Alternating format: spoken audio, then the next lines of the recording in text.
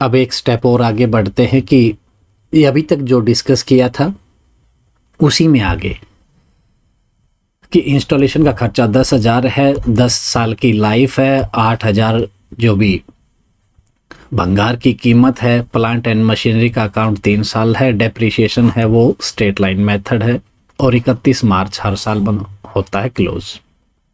इतना हमने किया है। इसी में एक मशीनरी और आ जाती है 1 अप्रैल 2016 को।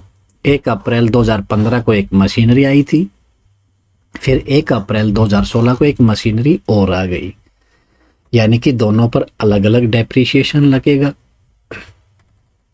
तो इस प्रकार से इसका तो हमने पहले पार्ट का तो 7,000 कैलकुलेट किया था, इंस्टॉलेशन ऐड किया, भंगार की जो कीमत है वो माइनस की और जो 10 साल यूजेबल लाइफ है उससे डिवाइड किया। यही तरीका इसमें भी 40,000 की जो मशीनरी है उसमें 4,000 रुपये भंगार की कीमत है, यानी कि 36,000 रुपये बच गए। 36,000 रुपये का जो लॉस हो रहा है वो 20 साल इसकी यूजफुल लाइफ दी गई है, यानी कि 20 साल में नुकसान होगा। 20 से भाग करेंगे तो 1 साल का यानी कि 1,800 रुपये निकल कर आ गया। ये तो है पूरे साल का। अगर यही मशीनरी अप्रैल में आने की बजाय बीच में आती, यानी कि अप्रैल, मई, जून, जुलाई, अगस्त और सितंबर को छोड़कर 1 अक्टूबर को आती तो यानी कि 6 महीने का डेप्रिसिएशन लगता तो 900 रुपये लग जाता। तो ऐसे हम जितने भी मंथ्स का 3 महीने का निकालेंगे, 3/12 कर लेंगे, 6 मंथ्स का निकालेंगे 6/12। जो भी जब कभी भी मशीनरी आई है उससे कोई दिक्कत नहीं है। हमारा कंसेप्ट ये है कि हमें डेप्रिसिएशन कैलकुलेट करना है। जितने साल मशीनरी को यूज करेंगे उतने साल का डेप्रिसिएशन लगेगा। तो अभी कंप्लीट ईयर का ले लेते हैं एक बार कि 1 अप्रैल को 1 साल बाद दूसरी मशीनरी आती है।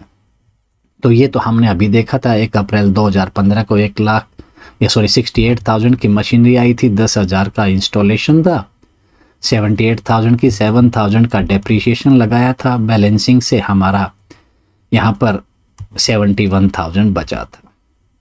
31 मार्च 2016 के अगले दिन नया फाइनेंशियल ईयर स्टार्ट होता है 1 अप्रैल 2016 को। ये मशीनरी तो थी, अब इसकी कीमत 71,000 है, ये तो अवेलेबल है ही। प्लस में एक मशीनरी और आई, वो भी बैंक से पेमेंट की है तब आई। तो एक तो हमारा 71,000 P1, ये M1 मशीनरी 1 लिख लीजिए, प्लांट्स एंड मशीनरी के लिए P1 लिख लीजिए, कोई दिक्कत नहीं है, जो भी आपकी इस पहचान के लिए हो। तो दूसरी P2 या M2 यानी कि दूसरी मशीनरी आती है, 40,000 पे किया तो 1,11,000 टोटल दोनों मशीनरी की एसेट अवेलेबल है। पहली मशीनरी पर 7,000 रुपये का डेप्रिसिएशन हमने कैलकुलेट किया था, दूसरी पर 1,800 यानी कि 1,800 का डेप्रिसिएशन लगेगा। स्ट्रेट लाइन मेथड है इसलिए हर बार यही लगता चलेगा। तो अभी तक हमने एक पर लिखा था, बाहर लिख दिया, अब दोनों का अंदर साइड लिखकर फिर बाहर आउटर कॉलम में लिखेंगे। जैसे कि डेप्रिसिएशन हम प्रॉफिट एंड लॉस अकाउंट में एक साथ 3 का लिखकर बाहर टोटल लिखते थे आउटर कॉलम में। तो डेप्रिसिएशन लगेगा बाई डेप्रिसिएशन 1 एंड 2। मशीनरी 1 पर 7,000, 2 पर 1,800, टोटल हो गया 8,800। अब जो बैलेंस शीट है दोनों का अलग अलग आएगा। 71,000 में से 7,000 माइनस करेंगे, 40,000 में से 1,800 का लॉस हो चुका है, बची हुई कीमत हम लिख देंगे बैलेंस शीट। दोनों का बस अलग अलग लिखना होगा, इतना है। तो दोनों का लिखने के बाद जो बैलेंस शीट टोटल बनता है 1,02,200, टोटल करेंगे तो 1,11,000 ही हमारा आएगा। तो अब 1 अप्रैल को दोनों की कीमत अलग अलग हमारे पास अवेलेबल है। मशीनरी 1 एंड 2 दोनों की फिर से लिख देंगे, to balance BD, machinery 1 machinery 2 या प्लांट्स एंड मशीनरी 1 2।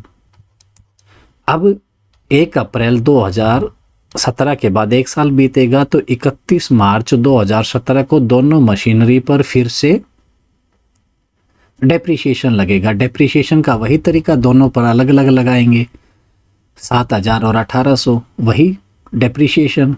अब बैलेंस शीट निकालेंगे तो वही है कि 64,000 में से 7,000 माइनस करेंगे, 38,200 में से 1,800 माइनस होने के बाद बैलेंस शीट आ जाएगा 57,000 और 36,400।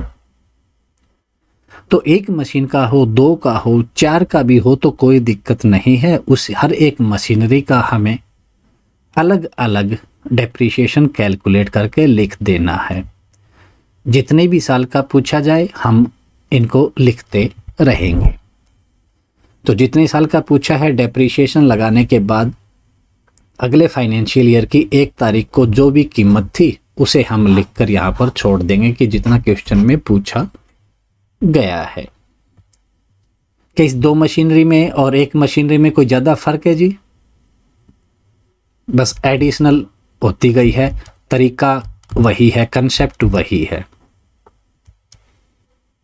इसमें किसी का कैंडिडेट कोई भी पॉइंट हो तो बताइए प्लीज़।